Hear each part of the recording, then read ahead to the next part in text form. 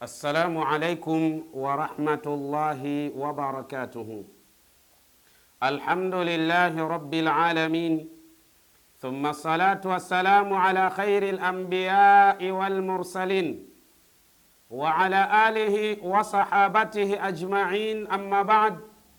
Baada ya kumshukuru Allah tabaraka wa taala na kuzihitaji ziada ya rehma na amani zimshukie kiongozi wa umma Bwana Mtume Muhammadin Mustafa sallallahu alayhi wasallam, mtume ambaye Allah tabaraka wa taala anasema kupitia ndani ya kitabu kitukufu cha Qur'ani, anasema wama arsalnaka illa rahmatan lilalamin. Ikhwani, ndugu zangu, biidhnillah tabaraka wa taala, kwa hurma na utukufu wake Allah, leo tunaendelea tena kujuzana katika siri nzito ambazo zinazopatikana ndani ya Ayatul Kursi, ili kama we ndugu yangu utajua namna ya kuweza kuitumia Ayatul Kursi, itakufanyia mambo makubwa sana sana sana bihurmatillah tabaraka wa taala, na mambo yataweza kwenda katika mustawa na hali ya aina yake biidhnillahi tabaraka wa taala. Ikhwani, ndugu zangu, katika Ayatul Kursi, kwa hurma na utukufu wake Allah tabaraka wa taala, lau kama utaijua namna ya kuitumia Ayatul Kursi, ina uwezo mkubwa kabisa wa kufanya jambo linaloitwa jilbu rizqi, kwa maana kuifanya riziki ya mwanadamu kuwa nyepesi mno, hasa katika zile njia za utafutaji wa huyu mwanadamu, basi riziki yake ikawa inapatikana kwa wepesi, kwa hurma na utukufu wake Allah tabaraka wa taala, iwapo utajua namna gani unaweza kuitumia Ayatul Kursi biidhnillahi tabaraka wa taala. Lakini kadhalika kwa hurma na utukufu wake Allah tabaraka wa taala, Ayatul Kursi kama utaweza kuitumia biidhnillah, inawezekana ukaitumia katika sala zima la hifdhi, kwa maana katika sala zima la kinga iliyo madhubuti, kwa hurma na utukufu wake Allah tabaraka wa taala, nawe ukawa katika hali iliyokuwa bora biidhnillah. Kuna aina ya taratibu zake, kuna aina ya mambo yake. Lau kama utayajua, ewe mwanadamu, mambo yatakwenda katika mustawa na hali ya aina yake biidhnillahi tabaraka wa taala. Lakini kadhalika Ayatul Kursi unaweza kuitumia kwa taratibu tutakazoelezea lijilbil ghina, katika sala zima la kuvuta utajiri, kwa hurma na utukufu wake Allah tabaraka wa taala, nawe ukawa ni mtu mwenye kipato kikubwa, ukawa ni mtu mwenye hali nzuri, ukawa ni mtu katika hali ambayo bila shaka watu wote watakuwa ni gumzo kwao biidhnillahi tabaraka wa taala, kutokana na namna ya matumizi sahihi ya Ayatul Kursi kwa hurma na utukufu wake Allah tabaraka wa taala. Lakini kadhalika Ayatul Kursi unaweza kuitumia liulfati baina alikhwan, kwa maana kuwaunganisha baina ya watu waliogombana, familia zenye mizozo, familia zenye matatizo ya hapa na pale. Kwa kutumia Ayatul Kursi biidhnillah tabaraka wa taala, ina nafasi bora ya kuweza kuwaunganisha wale ambao tayari wapo katika mizozo bihurmatillahi tabaraka wa taala.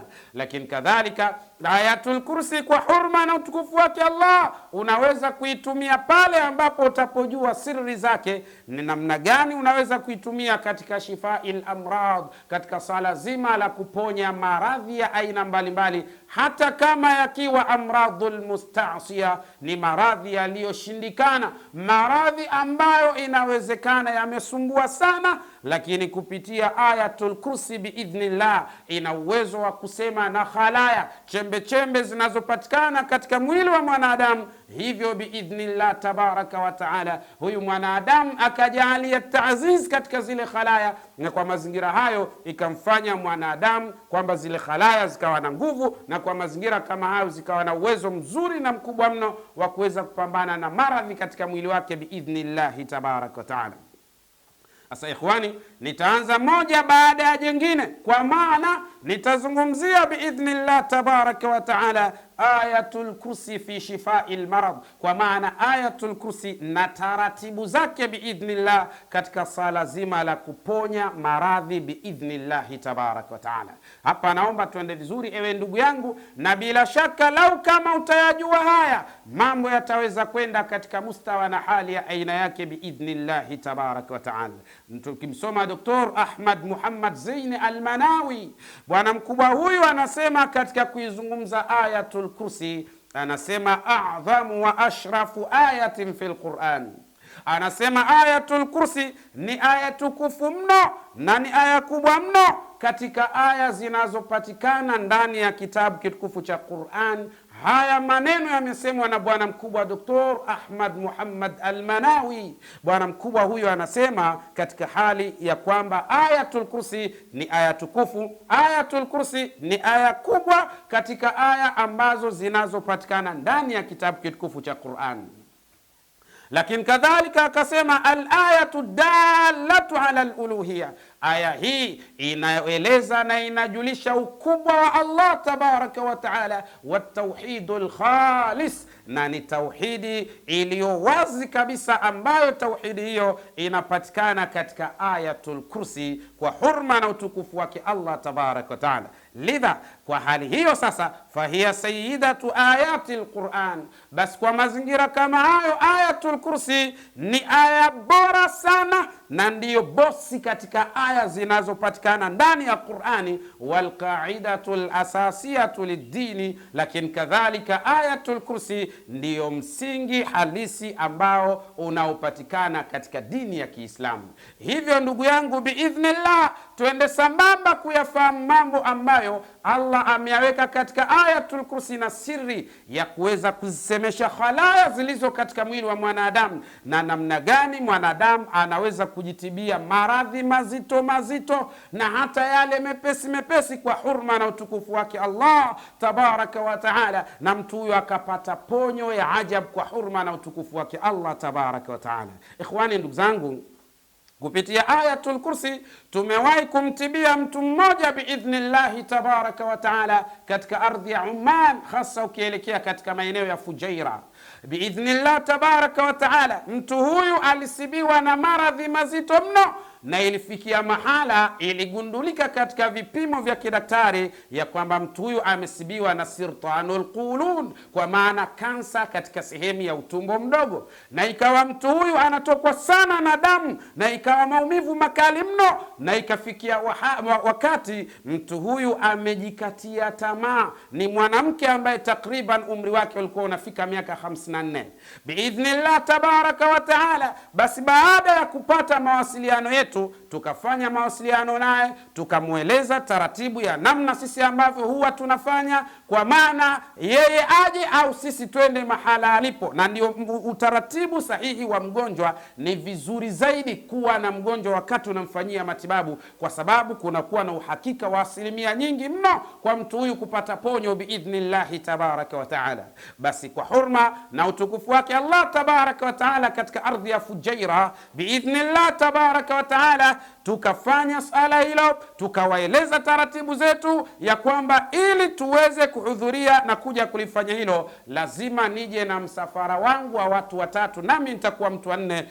Familia ile ikakaa, ikafikiria, ikazungumza, ikakubaliana ya kwamba lazima tufanye utaratibu huu. Alhamdulillah, ukafanya utaratibu huo, tukaelekea katika ardhi ya Fujairah biidhnillahi tabaraka wa taala. Baada ya kufika pale kumtazama yule mgonjwa, tukabaini Allah tabaraka wa taala yu tayari katika kumnusuru, kwa sababu lau kama tutapita vizuri katika taratibu za Qur'an, hasa ayatul kursi katika taratibu zake, ina nafasi kubwa ya kutibia amradhul musta'siya, maradhi ambayo katika hali ya kawaida yanaonekana kuwa ni maradhi yaliyoshindikana.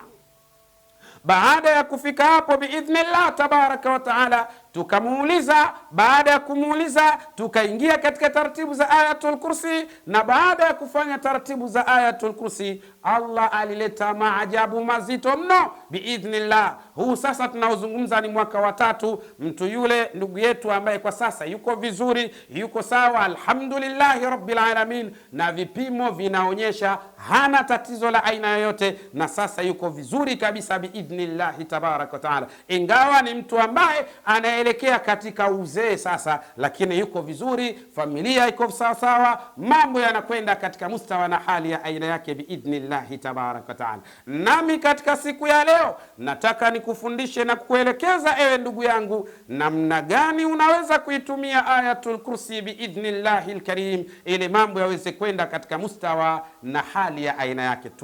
Twende sambamba katika kutibia maradhi, na usikose kufuatilia darasa zetu. Vipi utaitumia Ayatul Kursi katika swala la kuvuta riziki, lakini vipi utaitumia Ayatul Kursi katika swala la kuvuta ghina, kwa maana utajiri, vipi utaitumia katika swala la hifdhi, kwa maana kinga, usidhuriwe kutokana na mashetani, uchawi, lakini kadhalika kutokana na wachawi na kutokana na hasad na vijicho na mfano hayo. Ayatul Kursi unaweza kuitumia kwa taratibu zake, na Allah tabaraka wa taala akakunusuru kwa hurma na utukufu wake. Ikhwani, ndugu zangu, twende sambamba sasa kuona namna gani wewe biidhnillah unaweza kujitibia na unaweza kumtibia mwingine kwa kutumia Ayatul Kursi kwa hurma na utukufu wake Allah tabaraka wa taala. Twende sambamba ndugu yangu, tunasema taammalu awwala 6 kalimatin min Ayatil Kursi. Tazama maneno 6 ya mwanzo yanayopatikana katika Ayatul Kursi, maneno ambayo bila shaka kwa hurma na utukufu wake Allah tabaraka wa taala, hapa ndipo kuna siri nzito ya ponyo ya maradhi yaliyomsibu mwanadamu. Hapa naomba niende taratibu na wewe ndugu yangu, twende sambamba uweze kujua ilmu hii na namna gani basi unaweza kuitumia Ayatul Kursi lishifai amradhi almusta'siya, katika kutibia maradhi ambayo inaonekana maradhi hayo yameshindikana, lakini katika Ayatul Kursi ni daktari bingwa mwenye uwezo wa hali ya juu katika kuondosha maradhi na kutibia biidhnillahi tabaraka wa taala. Twende sambamba.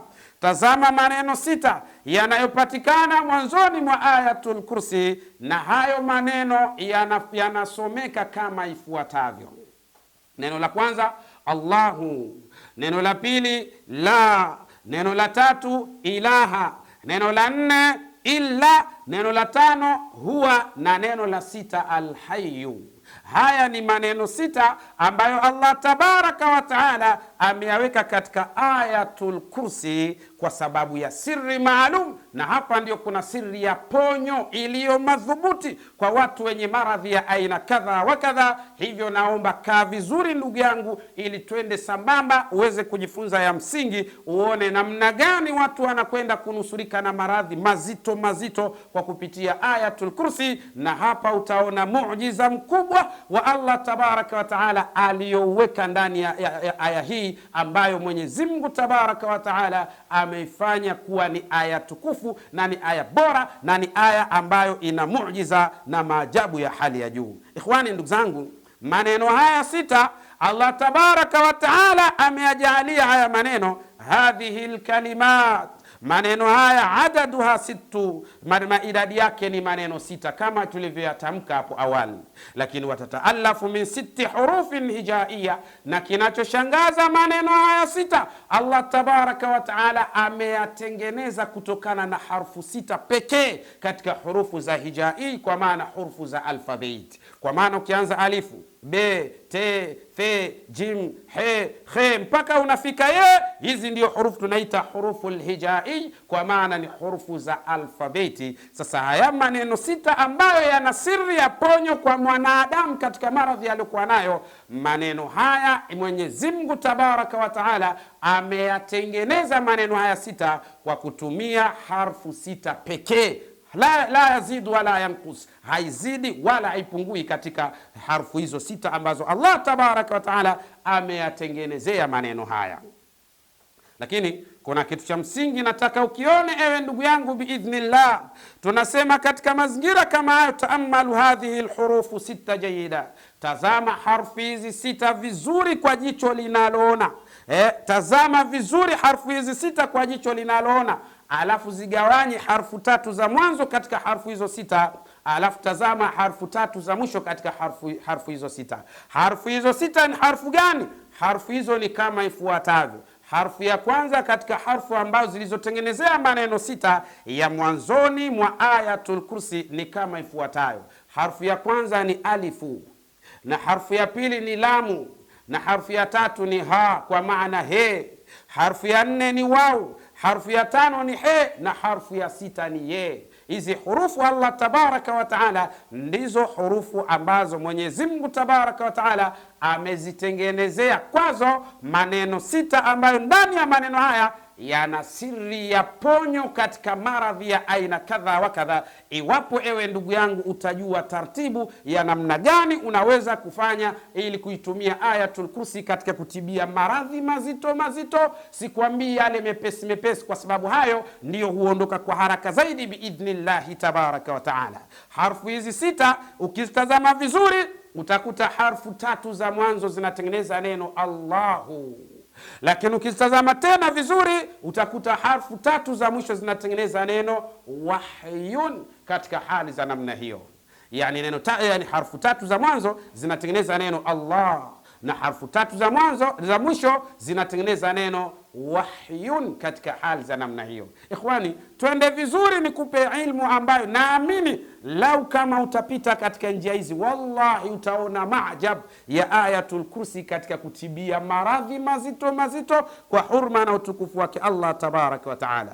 Subhanallah, katika mazingira kama haya lazima mimi na wewe twende tukatazame sasa hurufu hizi kaifa takarrarat hadhihi alhurufu 6 nafsaha fi Ayatil Kursi. Mimi na wewe tunatakiwa tuende tukatazame harfu hizi 6 ambazo zinazopatikana katika siri ya ponyo ya Ayatul Kursi, maneno 6 ya mwanzo. Bila shaka twende tukatazame namna gani zimejirejea hizi harfu katika aya nzima hii Ayatul Kursi, zimejirejea mara ngapi, ili uone muujiza na tuje tutoe ilmu na maarifa ya nini unaweza kutumia taratibu hizi ili mambo yaweze kwenda katika mustawa na hali ya aina yake biidhnillahi tabaraka wa taala. Ikhwani, ndugu zangu, tunasema ndani ya Ayatul Kursi harful alifi, kwa maana alifu hii ambayo ni katika zile harfu 6 zenye siri ya matibabu ndani ya Ayatul Kursi, tunasema takarrara fi Ayatul Kursi, zimejirejea alifu katika Ayatul Kursi takriban mara 39. Naomba andika 39 ewe ndugu yangu. Lakini kadhalika harfu lami, lam nayo katika Ayatul Kursi nzima imejirejea mara 25. Naomba andika 25 chini ya 39. Lakini kadhalika alha, kwa maana he, harfu lha kadhalika imejirejea katika Ayatul Kursi mara 14. Andika hesabu hiyo. Lakini kadhalika harfu lwawi pia katika Ayatul Kursi imejirejea mara 16. Lakini kadhalika harful ha, kwa maana he, imejirejea katika Ayatul Kursi mara 3. Lakini harful ya, ye nayo biidhnillah tabaraka wa taala imejirejea katika Ayatul Kursi mara 17 biidhnillah tabaraka wa taala. Hebu tazama muujiza na maajabu wa harfu hizi namna zilivyojirejea rejea katika Ayatul Kursi. Maana yake ni nini? Maana yake ni kwamba ndugu yangu biidhnillah tabaraka wa taala, hii Ayatul Kursi taadilul Qur'ana kulla, yani namna ilivyo ni sawa na utukufu wake na Qur'ani nzima kwa hali ifuatayo. Ukijumlisha idadi ya harfu hizi namna zilivyojirejea katika Ayatul Kursi, kwa maana ukajumlisha 39 jumlisha 25 jumlisha 14 jumlisha 16 jumlisha 3 na jumlisha 17, hesabu itakayokuja itakuwa ni 114. Hii 114 maana yake nini? Innahu adadu suwari al-Qur'an, ndiyo idadi ya sura zote zinazopatikana ndani ya kitabu kitukufu cha Qur'ani kwa hurma na utukufu wake Allah tabaraka wa taala. Subhanallah.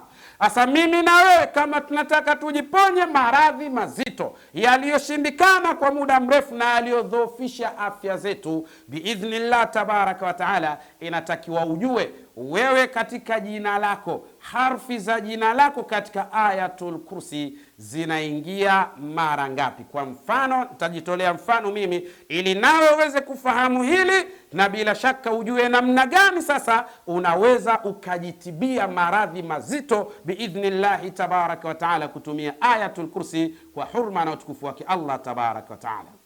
Kwa hurma na utukufu wake Allah tabaraka wa taala, tunataka tukatazame jina langu mimi. Naitwa Yusuf. Yusuf ni jina lenye harfu 4, kwa maana ye, wau, sini na fe. Hizi ni harfu 4 zinapatikana katika jina Yusuf. Nataka nikupe taaluma ya wewe, kama ukifanya maradhi mazito mazito yaliyofahamika katika vipimo vya kibiology na yale ambayo yameshindwa kutambulika katika vipimo vya kibiology, kwa taratibu hizi biidhnillah tabaraka wa taala, afya yako inakwenda kurejea katika hali ambayo wewe utashangaa na utaona muujiza wa Qur'ani biidhnillahi tabaraka wa taala. Ikhwani, ndugu zangu, ndio maana Allah tabaraka wa taala ametuambia yufassilul ayat. Allah tabaraka wa taala anazipambanua aya na dalili na ishara, na hii ndio tafsilul ayat, upambanuzi wa aya namna ilivyo, ili mimi na wewe tuweze kutumia kinachotakiwa, kwa sababu kila kitu kama kitakaa mahala pake, basi Allah tabaraka wa taala atatujalia na mambo yatakwenda katika mustawa na hali ya aina yake biidhnillahi tabaraka wa taala. Mimi naitwa Yusuf, kama nilivyosema jina langu lina harfu 4, kwa maana ye, wau, sini na fe. Hizi ni harfu 4 zinazopatikana katika jina Yusuf. Ukitazama harfu ya, kwa maana ye ambayo inapatikana mwanzoni mwa jina langu, ye imejirejea katika Ayatul Kursi mara 17. Lakini kadhalika wau imejirejea ndani ya Ayatul Kursi mara 16. Lakini sini imejirejea ndani ya Ayatul Kursi mara 5, na fe imejirejea ndani ya Ayatul Kursi mara 5. Hapa unapata jina linalosomeka Yusufu, yani ndiyo jina langu mimi katika mazingira kama mimi ninaumwa, nina maradhi ya aina yoyote na ninataka kutumia Ayatul Kursi, inatakiwa kwanza nitazame hurufu za jina langu. Je, zinaingia mara ngapi katika Ayatul Kursi? Alafu ndipo sasa zitatoa majibu kwa hurma na utukufu wake Allah, ni vipi tunaweza kuitumia Ayatul Kursi kwa hurma na utukufu wake Allah ili kupata ponyo biidhnillahi tabaraka wa taala katika maradhi yaliyo mazito ambayo yameniegama na kunisibu kwa muda mrefu biidhnillahi tabaraka wa taala. Tumesema, narudia tena, ye imejirejea katika Ayatul Kursi mara 17. Wau imejirejea katika Ayatul Kursi mara 16. Sini imejirejea katika Ayatul Kursi mara 5, na fe imejirejea katika Ayatul Kursi mara 5. Hapa inatengeneza jina linalosomeka kama Yusuf katika hali za namna hiyo. Sasa hisabu hizi lau kama utazifanyia majmuu, utazijumlisha hisabu hizi, hisabu itakayokuja itakuwa ni 43. Hisabu itakayokuja itakuwa ni 43 biidhnillahi tabaraka wa taala. Asa hii 43 kwa hurma na utukufu wake Allah tabaraka wa taala ni nini na tunafanyaje? Inatuambia nini biidhnillah katika kupata ponyo iliyo ndani ya Ayatul Kursi? Kwa sababu maneno 6 yenye harfu 6 za mwanzo ndiyo maneno ambayo yana siri ya matibabu yaliyo halisi kwa huyu mwanadamu mwenye mashakili ya aina kadha wa kadha, kwa hurma na utukufu wake Allah biidhnillahi tabaraka wa taala. Ikhwani, ndugu zangu, baada ya kupata hisabu ya harfu zangu namna zilivyojirejea rejea katika Ayatul Kursi, hizi zinakupa idadi na ishara ya namna gani sasa Ayatul Kursi inaanza kutumiwa biidhnillah tabaraka wa taala kwa hurma na utukufu wake Allah tabaraka wa taala. Kinachofanyika hapa, ndugu yangu, utatafuta midadun mubahin, kwa maana wino wa halali, kwa maana zaafaran, kama jinsi ambavyo alivyosema bwana mkubwa Ibnul Qayyim kwenda katika kitabu chake kinachoitwa Tibu Nabawi, akinukuu maneno ya bwana mkubwa Muhammad ibn Abdul Halim ibn Taimiyya rahimahullah, namna alivyosema hakuna ubaya mtu kuandika Qur'ani au kuandika kinachofahamika maani zake kwa wino ulio wa halali, na mtu akafuta kisha akanywa au akaoga biidhnillah. Katika darasa lililopita tulieleza kwa ufasaha wa hali ya aina yake.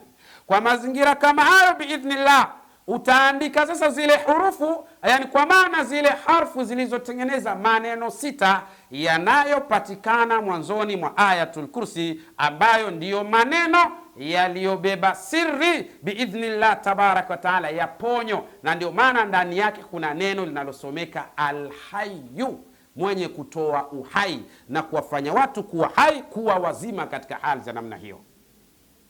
Sasa biidhnillah tabaraka wa taala, harfu hizi 6 zilizotengeneza maneno haya 6 utaziandika katika kwa kutumia wino wa halali, na kila moja utaiandika kwa idadi ilivyojirejea katika Ayatul Kursi. Mfano tumesema alif imejirejea mara 39, maana yake utaandika alif alif alif alif alif mara 39. Lakini kadhalika utakuja lam imejirejea mara 25, utaandika lam lam lam lam lam mara 25. Lakini kadhalika he imejirejea mara 14, utaandika ha ha ha ha mara 14. Lakini kadhalika waw imejirejea mara 16, utaandika waw waw waw waw mara 16. Lakini kadhalika he imejirejea mara 3, utaandika ha ha ha mara 3. Lakini kadhalika ye imejirejea mara 17, utaandika ya ya ya mara 17. Hapa ni sawa umeandika maneno 6 yanayopatikana mwanzoni mwa Ayatul Kursi yenye siri ya tiba na matibabu bihurmatillahi tabaraka wa taala. Baada ya kuandika katika utaratibu kama huu, wewe mwenye maradhi mazito mazito na hata wewe mwenye maradhi mepesi, wallahi tumia taratibu hizi, utaona muujiza wa Ayatul Kursi katika swala zima la ponyo.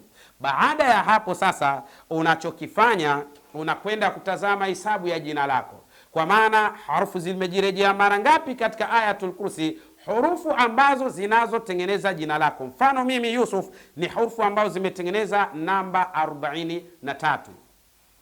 Kinachofanyika sasa ni hali ifuatayo. Baada ya kuwa nimeandika katika mazingira kama hayo, naifuta katika maji. Ukipata maji ya Zamzam ni bora zaidi, alafu unaweka ndani yake kijiko kimoja cha asali halisi ya nyuki. Nataka uone namna unavyozisemesha khalaya, chembe chembe zilizo ndani ya mwili wako, na namna wewe unaweza kupata ponyo kwa hurma ya Allah tabaraka wa taala kupitia asbab za Ayatul Kursi ambayo Allah ameiweka ndani ya kitabu kitukufu cha Qur'an. Wallahi ni muujiza unaoshangaza dunia kwa hurma na utukufu wake Allah tabaraka wa taala. Baada ya hapo sasa, kushafuta ile ikawa kikombe katika mazingira kama hayo, utaweka ndani yake kikombe, yani kijiko kimoja cha asalun nahli asafi, asali halisi ya nyuki. Kisha ukishaweka mle ndani na koroga vizuri, alafu sasa kile chombo ambacho ndani yake kina kombe hii ambayo imeandaliwa katika mazingira haya, utasomea Ayatul Kursi kwa idadi ya jina lako namna lilivyotoka katika Ayatul Kursi. Mfano mimi Yusuf tutasoma Ayatul Kursi mara 43. Alafu kisha baada ya kumaliza mara 43 kuyasomea yale maji ambayo kwa sasa yamekuwa kombe biidhnillah tabaraka wa taala, kisha utakwenda katika sura ya 43. Yani sura 43 ni sura gani? Suratu Muhammad. Utakwenda pale katika sura ya 43, utasoma mara moja kusomea yale maji, yani Ayatul Kursi kwa idadi ya namba iliyotoka kutokana na jina langu. Alafu ile namba iliyotoka kutokana na jina langu tunakwenda kutazama ni sura ya ngapi ndani ya Qur'an. Kisha utakwenda utaisoma sura hiyo. Baada ya hapo, mtu huyo anatakiwa anywe yale maji na afanye ndio maji yake ya kunywa mara kwa mara na kadhalika kuoga mara kwa mara biidhnillah. Hii inafanya taaziz, inakwenda kuamsha zile khalaya, chembe chembe ambazo zilizokuwa katika mwili wa mwanadamu ambazo zilizokufa, na hii ina nafasi bora ya kuua bakteria wenye sumu na walio hatari wenye kuleta madhara katika afya na maisha ya binadamu, katika maradhi yanayoonekana katika hali ya kawaida na yale yasiyoonekana katika hali ya kawaida. Ikhwani, ndugu zangu, hii ni siri ya Ayatul Kursi katika sala zima la shifa au sala la ponyo biidhnillahi tabaraka wa taala. Na kuomba ewe ndugu yangu, fata utaratibu huu. Wewe mwenye maradhi mazito na yaliyoshindikana, fata taratibu hizi biidhnillahi tabaraka wa taala. Wallahi naamini tutapigiana simu kwa hurma na utukufu wake Allah tabaraka wa taala. Alhamdulillah, nimepona maradhi ambayo yalikuwa yamenisibu kwa muda mrefu.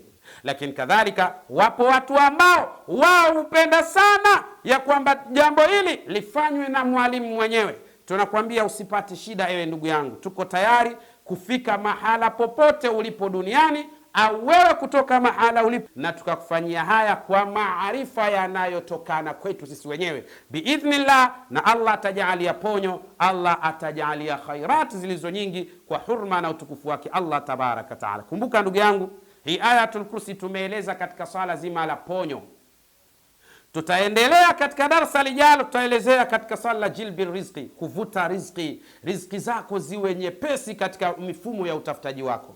Kisha baada ya hapo tutaendelea katika jilbil ghina, ni siri gani imekaa katika maneno gani katika sala zima la kuvuta utajiri, na Allah atajalia hali zitakuwa vema na nzuri zaidi katika maswala mazima ya kipato hapa duniani, ambayo itakayotutengenezea mazuri katika akhira zetu biidhnillah.